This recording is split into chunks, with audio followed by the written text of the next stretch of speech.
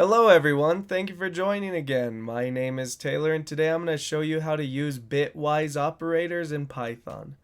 Bitwise operators allows us to manipulate individual bits on our system. So first what we want to do is open up our favorite text editor. I'm going to be using Kate today and I have a file called bitshift.py. I also have my terminal down below. Now let's create our main function by typing if space underscore underscore name underscore underscore double equals add quotations underscore underscore main underscore underscore add a colon at the end and hit enter. So if you don't know how binary numbers work, I'll give you an example here. So we have 0 is equal to 0, 1 is equal to 1, 2 is equal to 1, 0, 3 is equal to 1, 1, and so on. So the way this works is it goes based off the power of 2. If we wanted to represent 1 byte in Python, it would be equivalent to 4 bits. So for example, if we had 0, 1, 0, 0, this is equivalent to 4 because we read from right to left when reading bits. So the first instance represents 1, the second instance represents 2, the third instance represents 4, and the fourth instance would represent 8 because we're incrementing by the power of 2. So now that you know how binary is represented in the computer, let's go ahead and create a variable that will store a number. So let's erase all of this.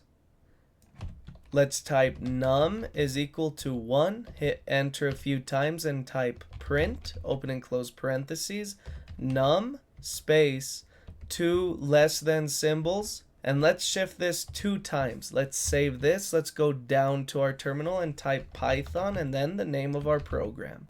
As you can see, num is now 4 because we shifted from 0, 0, 0, 1 to 0, 1, 0, 0. For example, let me show you here. So if we had 0, 0, 0, 1, which is equivalent to the num variable, we shifted this 1 twice. So we went here, so this became 1, and this became 0. And then we shifted 1 more time, so this became 0, and this became 1, which gives us 4. So let's delete this. And what if we wanted to shift instead of left, let's shift to the right. So instead of 2 less than symbols, let's do 2 greater than symbols. Let's save this. Let's clear the screen on our terminal. Type Python space and then the name of our file and hit enter. As you can see, now we have 0 because we shifted the 1 all the way to the right. Now, what if we wanted to encode a message in our program? Let me show you how to do that now. Let's delete everything here. Let's clear the terminal. And now we can type secret is equal to open and close parentheses. And in these parentheses, we're going to say this is a secret message. And hit enter a few times.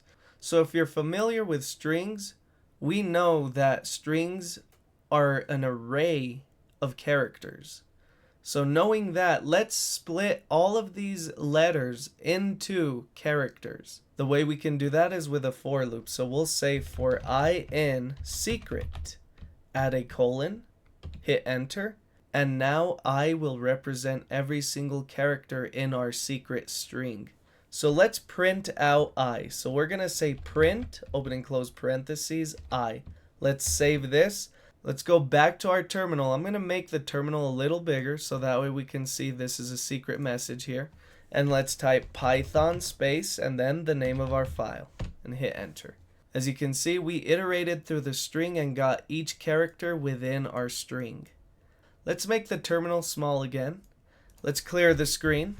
And let's go back to our program. And now let's see how we can encode our characters using bit shifting. So we need to cast this I variable into a Unicode character. Python has a built-in way to do that. We just type ORD and put the I inside of the ORD. And now we can see the numerical representation of each character in the string. So let's save this. Let's go down to our terminal again. Let's rerun our program and then let's hit enter. As you can see, now the characters are represented as numbers. So what can we do with those numbers? Well, we can bit shift them. Let me show you how. So the same way we did it earlier, we add two less than symbols and let's shift it once. Let's save this and let's go down to our terminal and rerun our program. Hit enter. As you can see, now our numbers have changed. So how can we see those numbers into characters? Well, we need to cast all of this into a char. So let's do that now. Let's clear the screen in our terminal. Let's say chr, open and close parentheses, and close the parentheses after the 1. Let's save this. Let's go down to our terminal and rerun our program. As you can see, now we have scrambled letters. Let's go ahead and make this into a string. Let's say new underscore word plus equals, and it's going to equal all of this here. But we need to define the new underscore word variable outside of our for loop. So let's go ahead and do that. We're going to say new underscore word equals a blank string. And now let's go ahead and print out the new word by going outside of our for loop and type print, open and close parentheses, new underscore word. Let's save this. Let's go down to our terminal. Let's clear the screen and let's rerun our program.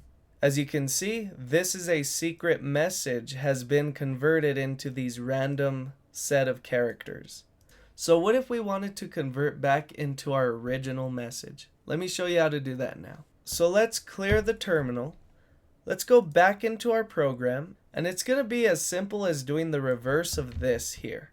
So let's go ahead and copy that and let's paste it here. First, let's go ahead and create a new variable outside of the for loops. And we're going to name this original. Let's set it equal to a blank string again. Let's change new word into original. Let's change secret into our new underscore word. Instead of less than symbols, let's use greater than symbols here. Let's go outside of our for loop and let's type print, open and close parentheses, original. Let's save this. Let's go down to our terminal and let's rerun our program. As you can see, we have this jumbled set of characters, and when we convert it back, we have this is a secret message. So this is one way you can utilize bitwise operators in Python. There's a lot more to it, but this is just scratching the surface. And I hope you found this useful. Thank you all for watching. I invite you to subscribe, and I hope to see you next time.